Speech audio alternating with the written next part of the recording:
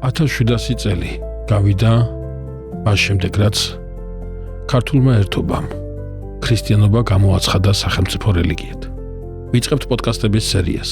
ჯულის მიერი ერის შექმნა დაიწყო და აი ამ სასწაულებით უფალი ადასტურებს ამას. ნინო როცა შემოდის საქართველოში, პირველად 2 თვე ურბნისში ჩერდება და იქ წერია რომ შეისწავლიდა ძალსა ამის ქვეყანისასა. სხვადასხვა კულტურული ერთობები გამოვიდნენ წარმართობიდან.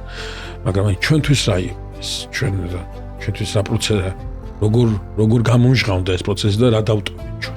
უფალი სწორედ ნინოს საშუალებით გვაძლევს რომ ესე ქართლთათვის უმტკივნეულოდ და მთელი არსებით მოხდეს ეს შეცნობა უფლისა. ერთიანი დაურღვეველი ქრისტეს სხეული, ერთიანი დაურღვეველი ეკლესია და სარწმუნოება. ანუ კვართის მცველობა ეს არის ჭეშმარიტი სარწმუნოების მცველობა. თუ შეეხები და ერში მოსპობ ქალის სიწმინდეს, ისე უკვე თავის ლიკვიდაციის ავტომატურ გზას დაადგენ.